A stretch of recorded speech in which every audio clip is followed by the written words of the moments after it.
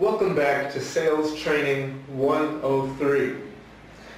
At this point, we're going to move further into the phone intake readiness process. You have already watched Sales Training 101 and 102. So at this point, you are very familiar and are used to the 3 sales steps. Okay, you also were exposed in the last video the 5 steps of phone intake readiness. So, as you saw in the last video, the 3 sales steps are closely related and interconnected with the 5 steps for phone intake readiness. Let's move on a little bit further so we can get a little deeper into being a very good and productive person on the phone. Let's not forget that when we're speaking on the phone, we are always keeping in our minds the 5 C's of being competent and knowing these steps and how to follow them. Being convenient, answering the phone in at most 2 rings to display an eagerness and readiness to service the client. Comfort, smiling, and being very friendly and warm on the phone. Making it feel like it is a normal, just conversation like you would have with one of your friends or family. Control, making sure to move through these 5 steps in the most efficient manner so that we can easily service and help the client get to their goal. And then compassion, being patient and open to whatever the client says or whatever their concerns or comments are on the phone. We always keep those 5 C's in our mind when we're speaking on the phone. Now, in addition to the 5 C's, at this point, you are also very used to making sure to keep the golden assumption fixed in your mind. The golden assumption being that if they call us, they want our service. And if they walk into our location, they want our service. Once again, they're calling us because something motivated them to finally take that step to realize a goal for themselves or for a loved one. All we do is close them. And remember, ABC, always be closing. Now, I do have to be honest with you. Most of our calls, we would like for them to look like this. Very simple, very easy, and very calm. Just like in the recording and the practice we just listened to. I really wish I could tell you that all of the calls would happen that easily and that smoothly. But in reality, there are some people that will try to make the phone call look a little bit more like this. Where you may have somebody that has more questions than normal, or is a little bit, pushy when they're on the phone with you. Or somebody that likes to keep control of the call, and it makes it a little bit more difficult for you to maintain control. Sometimes people call and they honestly don't even really have a clear idea of what they want. They're not specific when they ask a question. Their questions are very vague or unclear. That makes the phone call a little bit more advanced than the other calls we looked at. But do not panic. Don't get scared. Don't worry. There's nothing to stress. It's just okay. You know why? Because no matter how different or how complicated the call may seem, remember, sales is not complicated. It's still simple. It is the same 5 steps in every situation. There's no need to panic. No need to feel uncomfortable. It is the same as we did before. I will show you. Let's take a look at this example.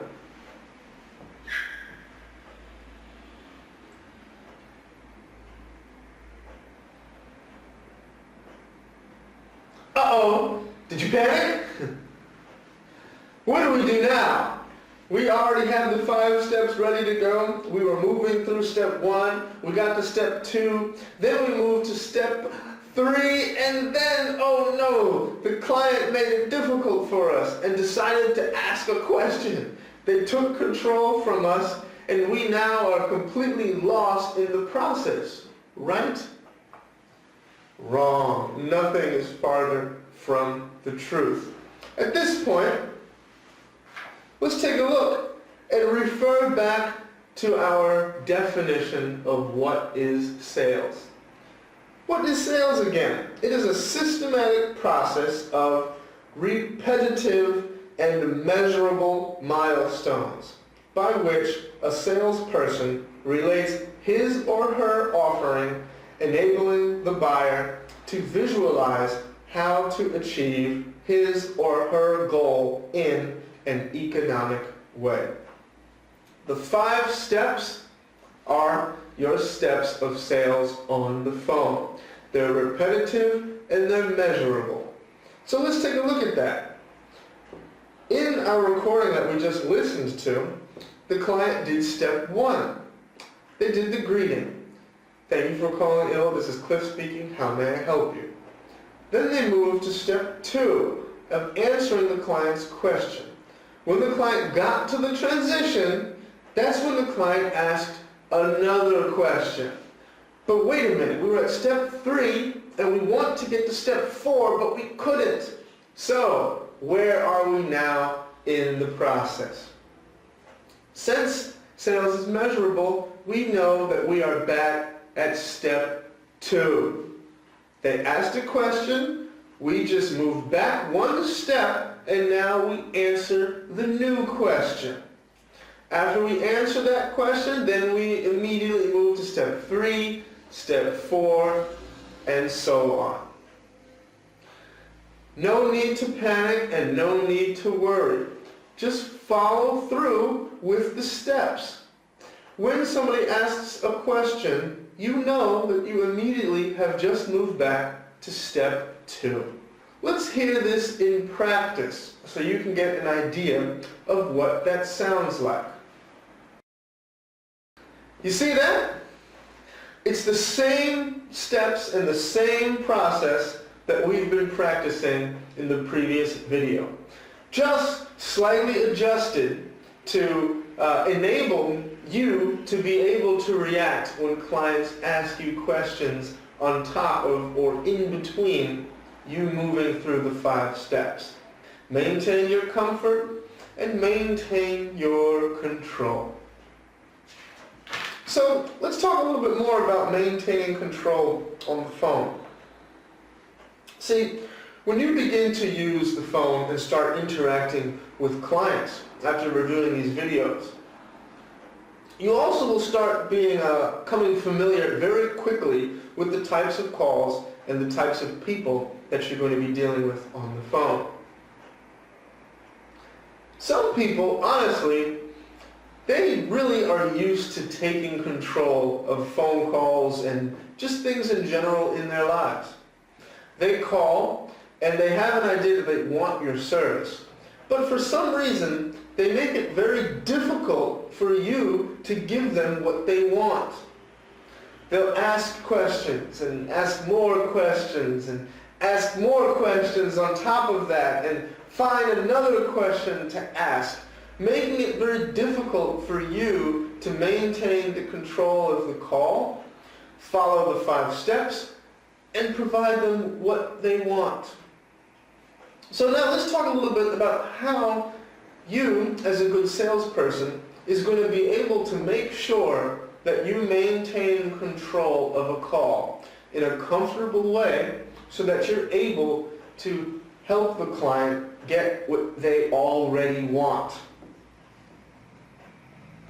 So I mentioned that sometimes people are going to ask questions. This is what I call the question loop. The question loop is easy to identify. That is when you've lost control of the phone call and someone is repeatedly asking questions. Let's hear and take a listen to an example. You see that the ILA team member was on the phone and servicing a client, and the client was repeatedly asking questions, sometimes even interrupting, taking complete control of the call and making it difficult for the ILA team member to help the client get what they already want. The loop, you see, moving back and forth from step 1 to step 2 to step 3 to step 2 to step 3 to step 2 to step 3 to step 2. And then at the end, what happens? The client eventually gets just as tired as you do going through the loop and immediately moves off the phone. Remember, step 4 is the most important part of the call. It is your goal in the call. ABC, always be closing.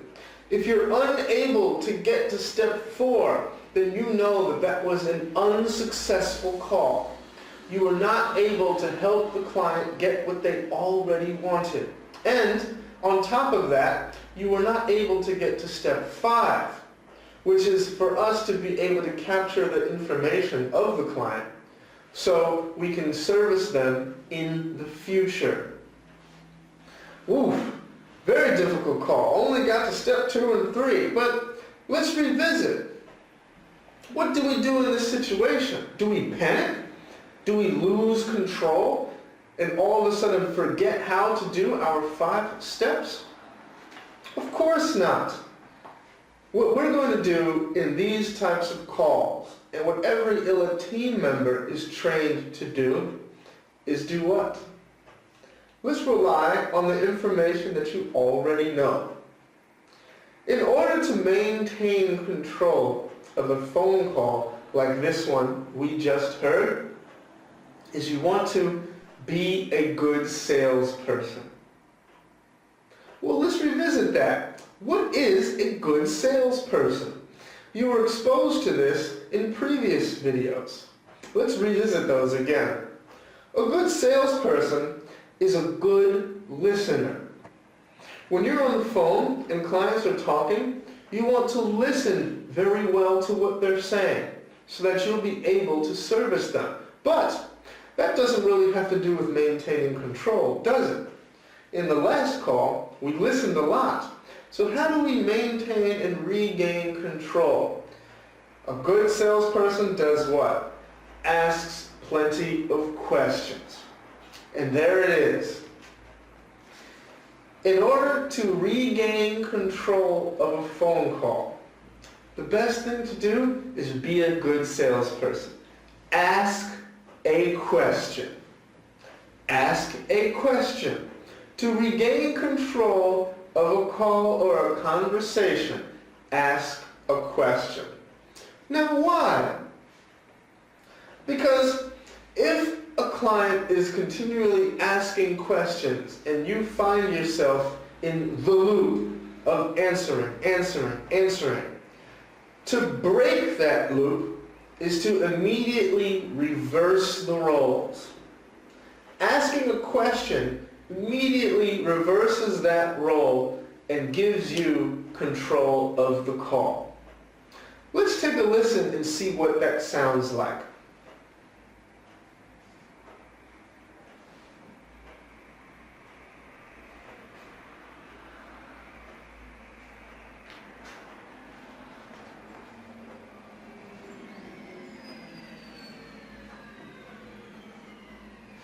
So were you able to see that? The ILA team member, by asking a question, not only was able to switch the roles and regain control, but they also were able to open up the client to be open to having the ILA team member help them get to what they wanted in the first place. So to regain control, ask a question. If you find yourself entering into the loop, finding yourself reacting and losing control of the call, no worries. Just comfortably and calmly and compassionately ask a question. Be a good salesperson. Get more information about what the client wants, and then use that opportunity to help them get to the close and help them get what they already want. So what type of questions are there that we could ask? Here's some examples. You heard in the example conversation that we just listened to that the ILLA team member asked, will this be your first time studying English? You could use the same thing in any situation. Is this your first time studying this subject? Another example. Are you interested in learning this for work or study? Another example. Will this be your first time visiting our school? Have you had any experiences studying this subject before? A variation of a previous one? Or have you had a chance to use this subject at work or travel? Remember, listen to what the client says. And when you listen and be a good listener and be a good salesperson, you will also be able to know what type or variation of any of these example questions you can ask to regain control of the call. Remember, it's always the same 5 steps. Answer questions. Pardon me, step 1 is greeting, and then after that, answer questions, transition, close, and capture information. To avoid being caught in between step 2, step 3, step 2, step 3, be a good salesperson, ask a question, and break the loop. Let's take a time out to listen to more of these examples. Practice these yourself. Take a look in the company manual and look at the example scripts that are available for you. Role play. Practice this in the mirror, or practice this with a friend if you can, to get into the habit of following these 5 steps and moving through the processes. Also, work with your trainer to develop your skill in this area. Remember, be calm. Always have it where you're just having a normal conversation as if you were talking to a friend or a family. And ask questions to regain control. At this point, when you feel confident with all these material, congratulations! You'll be ready to start taking live phone calls. I look forward to working with you, and I'm sure that using these steps and these procedures, you are going to be surprised and amazed at how easy it's going to be for you to help clients to achieve their goals. Thank you.